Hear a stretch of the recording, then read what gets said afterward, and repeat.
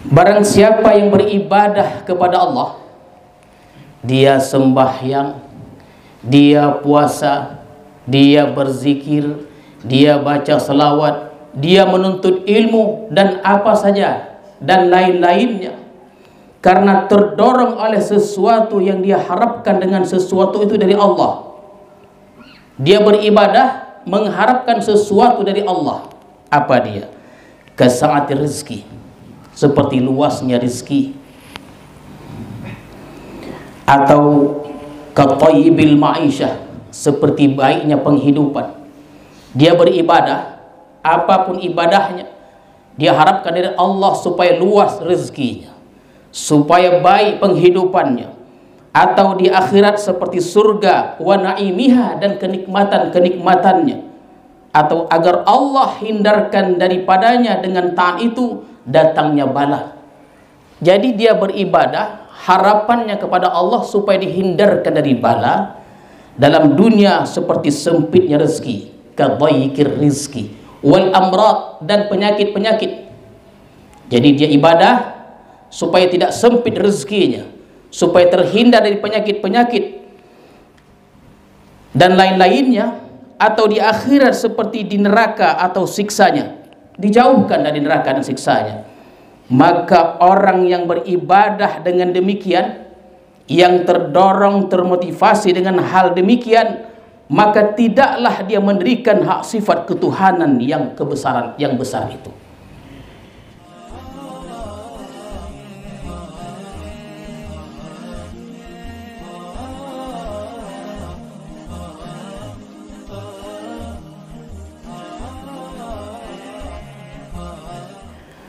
Man abadahu li syai'in yarjuhu minhu aw liyadfa'a bi ta'atihi urudal 'uqubah anhu fama qama bi haqqi awsafi.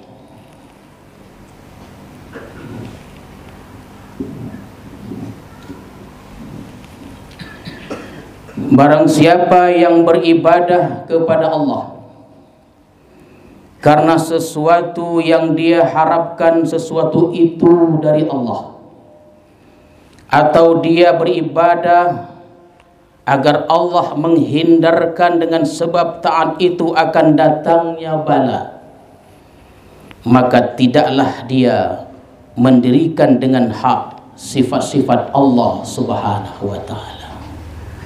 Itulah hadirin sekalian, lebih kurang terjemahan hikmah yang ke-90 ini.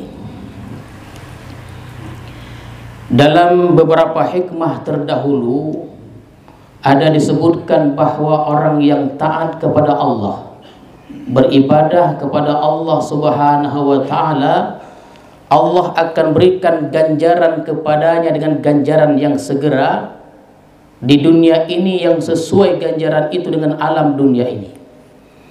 Dan ganjaran berikutnya Allah berikan dengan Allah simpan, dan kelak Allah akan berikan di akhirat kelak itu. Itu pembahasan sebelumnya. Adapun dalam hikmah yang ke-90 ini, Imam Ibnu Athaillah memberikan penjelasan bahwa barang siapa yang beribadah kepada Allah, berbuat ketaatan, dan dia mengharapkan sesuatu dari Allah dari ketaatannya itu, atau dijauhkan dari bala, maka tidaklah dia memberikan hak sifat Allah Subhanahu wa ta'ala. Hadirin dan hadirat sekalian,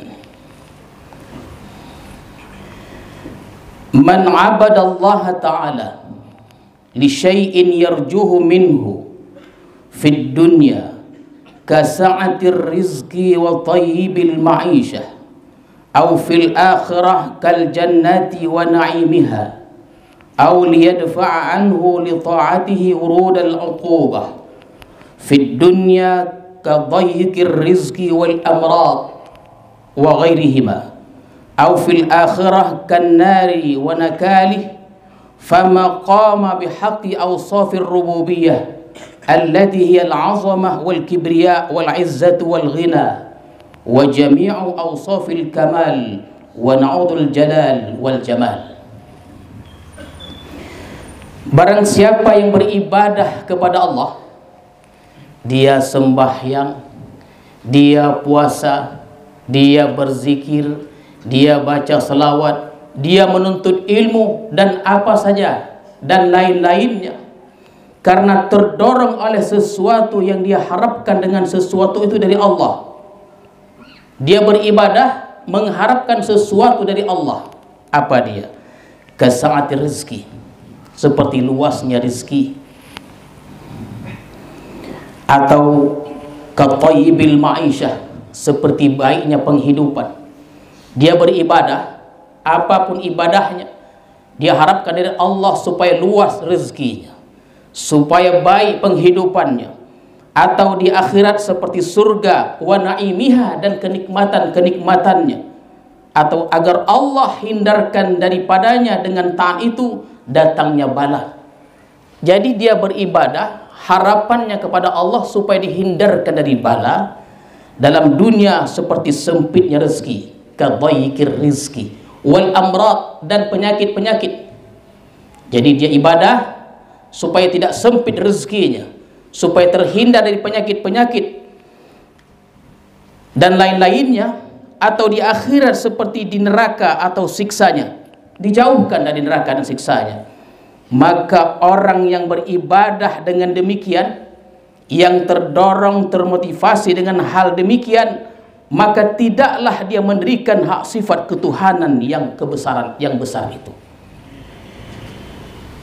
Ya. Jadi hadirin dan hadirat sekalian, orang ini beribadah kepada Allah, terdorong sesuatu yang dia harapkan. Allah berikan sesuatu kepadanya, baik di dunia maupun di akhirat. Atau orang ini beribadah termotivasi agar Allah jauhkan dia dari bala dan bencana. Maka ibadah orang seperti ini tidak bisa dikatakan baik atau sempurna. Contoh, baca Yasin. Ya. Di Besilam ada baca Yasin malam Jumat, dan ada baca Yasin 41. Itu bawa dua tuh, ada yang lain lagi yang tak tahu gitu. Maka baca Yasin terdorong agar Allah jauhkan dari bala. Kita akan bahas sedikit demi sedikit supaya jangan salah paham. Baca Yasin terdorong agar Allah jauhkan dari bala. Maka baca Yasin ini satu ibadah yang tidak sempurna, satu ibadah yang cacat, karena terdorong oleh keinginan sesuatu yang diberikan oleh Allah Subhanahu wa ta'ala. Itu dia. Kan dulu pernah kita bahas, wali-wali Allah tuh kalau dapat musibah tak mau dia dibacakan Yasin 41, hilanglah. Yang tidak wali ini dia asal hilang barangnya minta bacakan Yasin 41. Dia. Kalau wali semua dunia ini tak menginyam Yasin 41, tak ada yang buat 41. Hadirin dan hadirat sekalian, fannasu fi ibadatillahi ta'ala bi'tibari ikhlasihim ala salasati aqsam. Maka bermula manusia pada beribadah kepada Allah dengan mengiktibarkan keikhlasan mereka itu terbagi 3 macam golongan manusia. Semuanya ikhlas, dan manusia itu terbagi pada 3 macam golongan. Yang pertama, faminhum may ya'budullaha khaufan min azabi min iqabi ajilan aw ajilan aw tama'an fi rahmatihi wa hifzihi ajilan aw ajilan wa hum min awamil muslimin fa ibadatuhum ma'lulatun madkhulah. Maka sebahagian dari manusia, ada orang yang beribadah kepada Allah karena takut dari siksa Allah. Ada orang beribadah karena takut ancaman Allah baik di dunia maupun di akhirat, atau dia beribadah itu karena ingin mendapat rahmat dan lindungan Allah di dunia atau di akhirat, maka orang seperti ini adalah golongan awamul muslimin, dari kaum muslimin. Ya, jadi kalau model ibadahnya seperti itu adalah golongan pertama awamul muslimin. Jadi orang ini beribadah tujuannya surga. Orang ini beribadah takut dengan api neraka.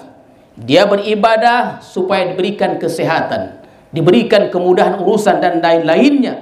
Ini cara perilaku ibadah orang awam. Maka ibadah mereka itu sakit dan cedera. Nah, begitu dia. Ibadahnya tidak sempurna, murah nilainya di sisi Allah Subhanahu wa taala. Yang cacat, yang sakit, yang cedera tentulah murah nilainya. Tidak tinggi dia di sisi Allah Subhanahu wa taala. Wa fihim qala alaihi salatu wassalam laulan nar ma sajada lillahi sajid. Dan pada mereka itulah, wa fihim, dan pada mereka itulah Rasulullah berkata, andai kata tidak ada api neraka, kata Allah, andai kata tidak, kata Rasulullah, andai kata tidak ada api neraka, niscaya tidak ada sujud bagi seorang yang sujud. Tak ada orang sujud. Orang awam nih, sekiranya tidak ada neraka, tak akan sembahyang. Ada neraka pun tak sembahyang. Usahakan tak ada, aja tak sembahyang. Tapi karena takut masuk neraka, dia pun sholat, dia pun puasa, dia pun ibadah, apa saja ibadah itu dan lain-lainnya. Artinya golongan ini bukan golongan tidak baik, tapi kurang baik. Wa fihim aidan qala alaihi salatu wassalam, la yakun ahadukum kal abdis su in khafa amila walakal ajir su illam yu'tal ujrah lam ya'mal. Dan pada mereka itu pula Rasulullah sallallahu alaihi wasallam bersabda, jangan kalian itu seperti budak, hamba yang jahat. Bila mana dia takut, dia beramal. Beramal itu karena takut. Dan pula kalian seperti buruh yang jahat. Bila mana tidak diberi upah, dia tidak bekerja. Jadi andai kata tidak ada surga yang dijanjikan Allah, hadirin sekalian, andai kata tidak ada surga yang Allah janjikan, belum tentu mereka sembahyang umrah, menuntut ilmu dan lain-lainnya. Ini hamba yang jahat. Wa fi Zabur, wa man azlamu mimman abadani li jannatin aw li narin law lam akhluq jannatan wala naran alam akun ahlan li an uta'a. Allah berfirman dalam Zabur, tidak ada orang yang lebih zalim daripada orang yang beribadah kepadaku, kata Allah, karena surga atau karena neraka. Jikalau tidak aku ciptakan surga dan aku tidak ciptakan neraka, apakah aku tidak berhak untuk ditaati? Itu kalau kita terjemahkan terjemahan lain, seperti firman Allah dalam Zabur itu, hamba yang jahat itu, hamba yang beribadah kepada Allah mengharapkan surga. Sekiranya surga tak ada, neraka tak ada, tidakkah pantas aku untuk disembah, kata Allah. Jadi orang-orang yang beribadah termotivasi oleh surga dan dijauhkan dari api neraka, maka ibadahnya itu kurang baik. Qala Abu Hazim al-Madani, Inni la astahi min rabbi an a'budahu khaufan minal azab wa an a'budahu li jannatin walakin a'buduhu mahabbatan lahu. Abu Hazim berkata, sungguh aku malu dari Tuhanku, kata beliau, malu pada Allah, bahwa aku beribadah itu karena takut dari azabnya. Malu. Abu Hazim malu kalau dia beribadah pada Allah, dia sembahyang, dia puasa karena takut azab Allah. Dan aku malu dari ibadah kepada Allah mengharapkan surganya. Malu dia. Tetapi aku beribadah kepada Allah karena aku cinta kepada Allah. Begitulah tuan-tuan serta hadirin sekalian. Jadi orang awam nih biasanya menyogok Allah. Sogoknya Allah tuh. Bersedekah dia. Bersedekah tah 100.000, tah 50.000, tah kurang dari itu. Ya Allah, sehatkan aku katanya. Itu menyogok Allah namanya itu. Sedekah dia, ya Allah, sehatkan aku. Ya Allah, panjangkan umurku. Ya Allah, luaskan rezekiku. Dimasuknya uang duit limpul. Itu namanya menyogok Allah. Rahmat Allah itu tidak terbatas, hadirin dan hadirat sekalian. Jadi golongan awamul muslimin, orang yang sekedar tahu tentang agama, orang yang tidak menuntut ilmu, mereka beribadah dengan demikian tadi caranya. Bila ibadah pasti ada saja yang diharapkannya dari Allah Subhanahu wa ta'ala. Itu yang pertama ya. Diinge-inge lah ya. Wa minhum, yang kedua, may ya'budullaha ta'ala mahabbatan fi dhatihi wa syauqan ila liqa'ihi la tama'an fi jannatihi wa hifzihi wa la khawfan min narihi wa nakalihi fahumul muhibbun as-sairun. Sebahagian manusia lagi ada yang beribadah kepada Allah karena cinta kepada Allah itu, rindu bertemu Allah, bukan mengingini surganya dan pemeliharaannya, bukan takut neraka dan azabnya, wanakali. Maka inilah golongan yang disebut pecinta-pecinta Allah yang masih berjalan menuju Allah Subhanahu wa ta'ala. Jadi rumah suluk itu ke arah itu sebenarnya. Orang ini rumah suluk itu ke arah itu sebenarnya. Tapi tengok orangnya juga. Tak semua orang suluk itu sama dia. Ya, tak sama. Orang ini beribadah kepada Allah, dia menemukan ketenangan, rindu kepada Allah. Dia tidak mengharapkan surga, dia tidak takut dengan api neraka. Hanya bila mereka beribadah, mereka menemukan kenikmatan-kenikmatan itu. Mereka rindu kepada Allah. Ini namanya golongan muhibbun, pecinta-pecinta, pecinta Allah yang masih berjalan menuju Allah Subhanahu wa ta'ala. Jadi orang ini, tuan-tuan serta hadirin sekalian, hatinya bila gelisah, golongan kedua nih, bila gelisah hatinya, dia ambil tasbih, la ilaha illallah, la ilaha illallah, hilang gelisah tuh. Kalau orang awam gelisah dia, bukan tasbih dicarinya, TV.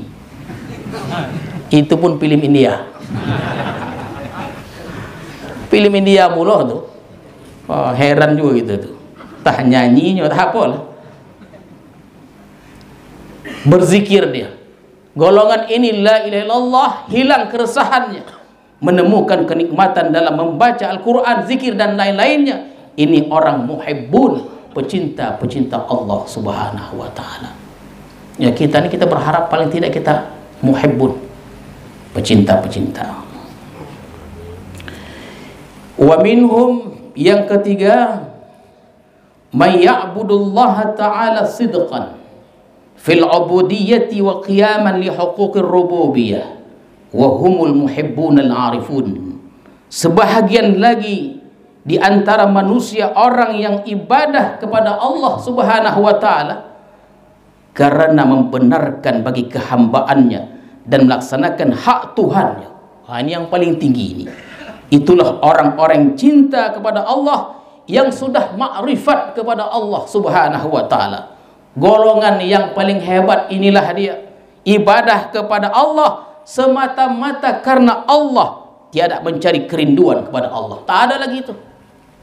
Semata-mata karena Allah, tiada mencari ketenangan apalagi surga neraka, tetapi dia beribadah kepada Allah semata-mata. Aku ini hamba yang mesti beribadah kepada Allah. Allah adalah Tuhan yang berhak untuk disembah. Jadi orang ini ibadah kepada Allah karena merasa dirinya itu hamba aja. Nah, jadi makanya dalam Quran itu disebutkan subhanallazi asra bi abdi. Maha suci Allah, Tuhan Allah yang telah memperjalankan hambanya bi abdi, bukan bi Muhammadin, bukan bi nabiyihi, bukan bi rasuluhi, tapi bi abdi, hambanya. Kehambaan Nabi Muhammad yang paling hebat, yang sempurna, melebihi kehambaan hamba-hamba yang lainnya, sampai boleh bercakap-cakap dengan Allah di Sidratul Muntaha. Bi abdi, hamba yang luar biasa.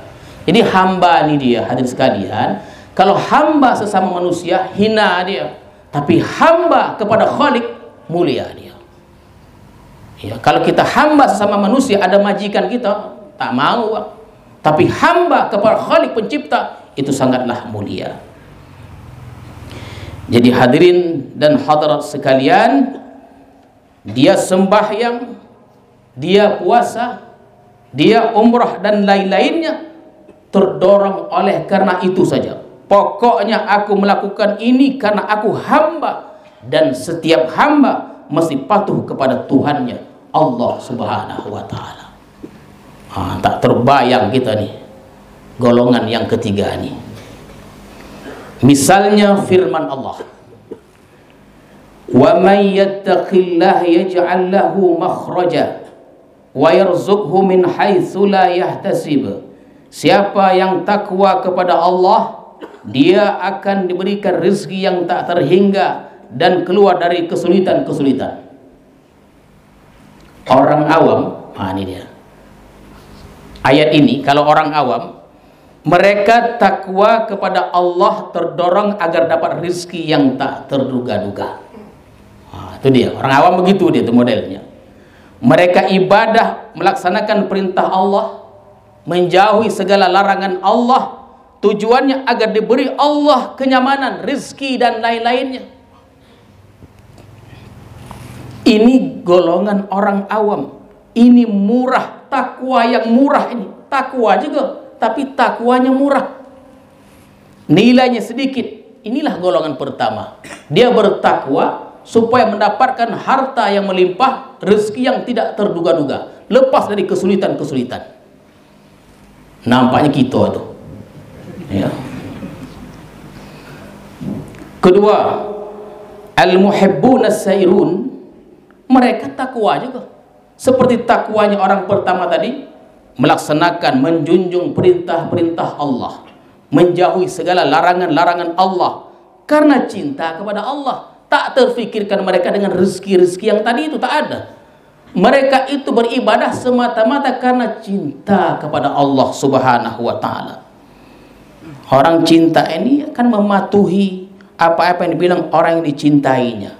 Kan pengalaman kita dulu itu. Kalau kita mencintai seorang, apapun yang perintah orang yang kita cintai itu ikut kita, takut kita putus hubungan. Takut kita. Oleh karena itu mereka cinta kepada Allah dan mereka takut Allah akan memutuskan hubungan itu. Jadi mereka beribadah bukan karena harta, bukan karena kesehatan.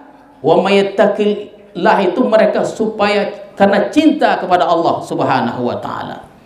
Jadi golongan kedua ini melakukan sesuatu karena cinta. Takut hubungannya putus dengan Allah Subhanahu wa taala. Jadi hadirin sekalian, nama golongan ini muhibbun, pecinta-pecinta yang masih berjalan menuju ma'rifatullah. Golongan ketiga dari ayat wa may yattaqillah tadi, dia menjunjung perintah Allah, menjauhi segala larangan Allah. Aku adalah seorang hamba yang mesti patuh kepada Tuhanku Allah Subhanahu wa ta'ala semata-mata dirinya hamba. Setiap hamba itu mesti mematuhi kepada Tuhannya, tidak memandang lain daripada itu. Itu saja. Hamba dan Allah adalah Tuhannya. Jadi pekerjaannya sama, motivasinya tidak sama, dorongannya berbeda, hasil yang didapat pun berbeda, pekerjaannya sama. Hasilnya berbeda, pekerjaannya sama. Mari kita contohkan lagi hadirin sekalian. Qala Rasulullah sallallahu alaihi wasallam, Suratul Waqiah, Suratul Ghina faqra'uha. Kata Rasulullah, surah Waqiah itu surah kaya. Begitu dia. Patutlah orang dulu selalu baca surah Waqiah. Iya. Waqiah, Ar-Rahman, Al-Muluk, Al-Kahfi, Toha itu menjadi amalan-amalan mereka, ya. Bukan tak baik-baik, ya. Suratul Waqiah, Suratul Ghina faqra'uha. Surah Waqiah itu surah kaya. Bacalah kalau mau kaya. Ini dia. Kalau kita mau kaya, bacalah surah Waqiah itu. Wa'allimuha auladakum, ajarkan kepada anak-anak kamu. Kata Rasulullah, orang-orang awam nih, mereka tiap malam baca surah Waqiah supaya kaya. Itu dia. Mereka ajarkan surah itu kepada anak-anak supaya hidup nyaman, supaya tidak fakir. Baca Waqiah supaya hidup bagus. Orang-orang golongan kedua, Suratul Waqiah tadi, mereka baca Waqiah juga, sama yang dibaca oleh orang awam, tapi dorongannya bukan supaya kaya, bukan itu. Karena baca surah Waqiah itu adalah membaca kalam Allah, kalam yang dia cintai, Allah Subhanahu wa ta'ala. Motivasi itu cinta, bukan harta. Jadi kalau kita ada 100 orang membaca surah Waqiah, motivasi itu berbeda, tak sama dengan kita. Kalau kita berhia-hia baca Waqiah supaya melimpah-limpah harta itu datang. Ya. Yang ketiga, golongan yang paling tinggi, dia baca surah Waqiah karena ini adalah kalam Tuhanku dan aku seorang hamba mesti membaca surah dari Tuhanku, tak ada lain lagi. Tak teringatlah dia tentang harta benda itu, tak ada. Jadi tiada tujuan lain daripada itu.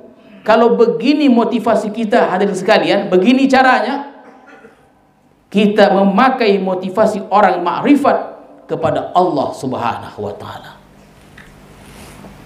Jangan nampak antunya.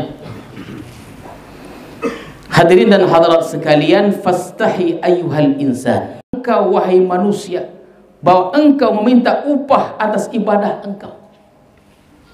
Mestinya kita malu meminta upah atas ganjaran itu. Malu kita mestinya. Warfa himmataka 'anil huzuz subbat lakal huzuz. Tinggikan keinginan engkau dari kepentingan-kepentingan, tinggikan, naikkan levelnya. Bukan surga lagi, bukan neraka lagi dan lain-lainnya. Niscaya ditumpahkan bagi engkau kepentingan-kepentingan itu. Jadi warfa himmataka, tinggikan dia levelnya itu. SD dulu begitulah dia, SMP SMA mungkin begitu, sudah di perguruan tinggi, sudah sekarang ini mungkin berubah orientasinya itu, motivasinya tidak begitu lagi. Artinya kalau orang itu baca Al-Quran semata-mata dia hamba Allah dan menyuruh itu adalah Tuhannya Allah Subhanahu wa ta'ala, dia baca Quran, dia takwa kepada Allah, Allah akan tumpahkan baginya bagian-bagian seperti yang diingini oleh orang awam tadi. Hadirin sekalian, begini maksudnya. Orang awam baca surah Waqiah supaya dilimpahkan rezeki. Orang yang ma'rifatullah ini baca surah Waqiah tidak meminta itu, tapi Allah limpahkan lebih dari apa yang Allah limpahkan orang awam tadi itu. usah meminta lagi, Allah limpahkan. Dia tidak mintakan banyak rezeki supaya baca surah Waqiah melimpah. Tidak dimintanya. Orang awam meminta. Yang tidak meminta, Allah akan limpahkan lebih dari diminta oleh orang awam tadi. Jadi orang awam baca Waqiah tujuannya supaya berduit. Tapi orang ini ma'rifat tidak ada tujuan apa-apa. Berbeda dia motivasinya. Dia baca Waqiah juga, tapi Allah berikan rezeki yang melimpah ruah kepada orang ini lebih banyak yang diberikan kepada orang awam tadi, bahkan sampai ke anak cucunya. Itu mungkinlah Syekh Abdul Brokan. Wah, ya mungkin Allahu a'lam melimpah ke anak cucunya, keturunan-keturunannya. Jadi kalau kita berduit, jangan masa kita limpahan mungkin moyang-moyang kita dulu tuh. Karena moyang-moyang kita dulu motivasi ibadah bukan begitu, hanya semata-mata karena Allah Subhanahu wa taala, aku adalah hamba. Jadi hadirin dan hadirat sekalian, kalau orang awam ya, yang didapat orang awam nih, anak cucunya tidak sampai menikmati itu. Kalau begitu motivasinya tidak dinikmati oleh anak cucunya dengan baca surah Waqiah tadi. Tapi orang yang ma'rifat kepada Allah, yang beribadah semata-mata karena merasa dirinya hamba Allah, yang mesti beribadah kepada Allah, maka Allah berikan segala macam bagian-bagian yang abadi, yang sampai ke anak cucunya menikmati bagian-bagian itu.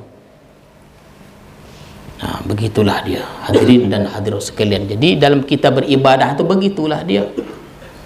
Ya. Jadi kita beribadah itu, saya terlupa pada hikmah yang keberapa, Ibnu Athaillah pernah berkata, dan itu pernah saya sebutkan, hadirin dan hadirat sekalian. Kata beliau, la tarhal min kaunin ila kaunin. Janganlah engkau itu berpindah dari alam kepada alam yang lain. Itu pada pembahasan lain. La tarhal min kaunin ila kaunin. Jangan engkau berpindah dari satu alam kepada alam yang lain. Walakin irhal, akan berpindahlah engkau minal akwan ilal mukawin, kepada alam-alam, dari alam-alam kepada pencipta alam. Fa inna ila rabbikal muntaha, karena sesungguhnya kepada Tuhanmu kesudahannya. Nah, begitu dia. Jadi hadirin dan hadirat sekalian, penjelasan seperti ini. Kita ini kan hamba. Surga itu kita hamba dan kita ciptaan. Pada pembahasan lain, kita ini hamba merupakan ciptaan Allah. Surga itu ciptaan Allah. Neraka itu ciptaan Allah. Kesehatan itu ciptaan Allah. Panjang umur itu ciptaan Allah. Rizki ciptaan Allah. Jadi kata beliau, la tarhal min kaunin ila kaunin. Jangan engkau berpindah dari satu alam kepada alam yang lain. Kita ini ciptaan, meminta ciptaan juga. Kita ini yang diciptakan, surga yang sesuatu yang diciptakan. Yang kita minta surga. Surga itu ciptaan, kita ciptaan. Jadi kita yang diciptakan, yang kita minta, yang diciptakan Allah juga. Kata beliau, walakin akan tetapi irhal minal akwan ilal mukawin, berpindahlah engkau dari alam-alam kepada pencipta alam. Jadi yang kita minta itu bukan surganya itu, bukan nerakanya itu, tapi pencipta surga dan pencipta neraka itu Allah Subhanahu wa taala.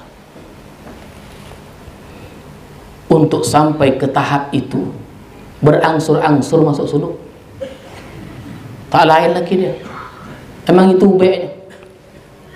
Berangsur-angsur masuk suluk. Supaya dibenahi dia, dibenahi hati kita dengan apa? Dengan terapinya itu, dengan rawatan-rawatan yang ada di rumah suluk. Tapi tuan-tuan dan hadirin dan hadirat sekalian, kita mesti tahu orang di rumah suluk itu semuanya yang ada rumah suluk tidak sama. Hall dulu ada berapa? Mungkin ada sampai 400, 300 lebih katanya. Yang perempuan hampir 500, mungkin 700 orang. Tidak semuanya sama. Ada saja orang rumah suluk ingin tidur saja ada. Ada yang tidur aja dia. Ada tubuh kampung.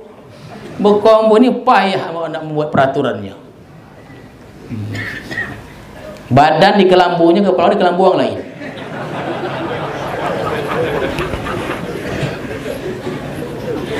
Takut kita jalan malamnya.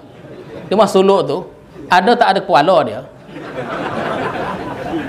Saking berhiau-hiaunya berkombo, berpindah dia, tapi badan di dalam kelambu dia, kepala di kelambu sebelahnya. Boleh tuan. Persoalan bukan boleh tak boleh. Suluk ni dia ada peraturannya, ada adab-adabnya, mesti dijaga dia.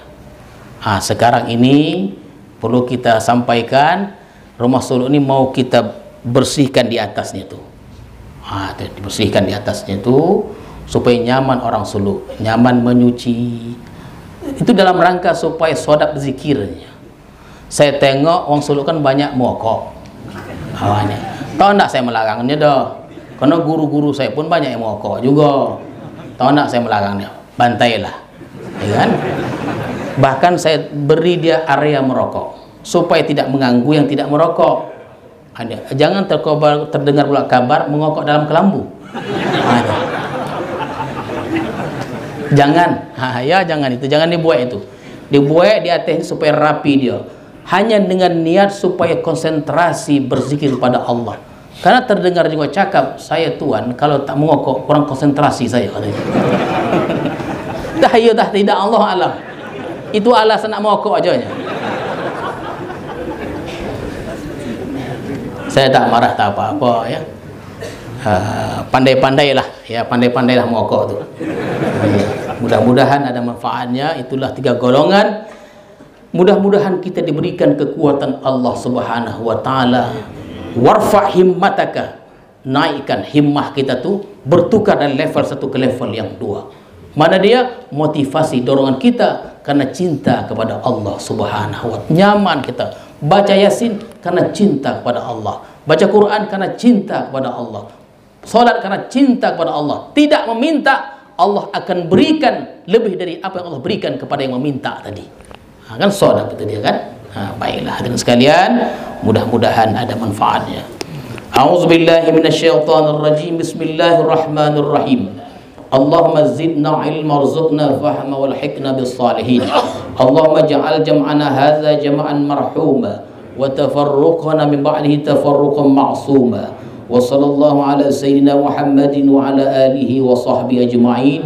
Walhamdulillahi rabbil alamin. Assalamualaikum warahmatullahi wabarakatuh.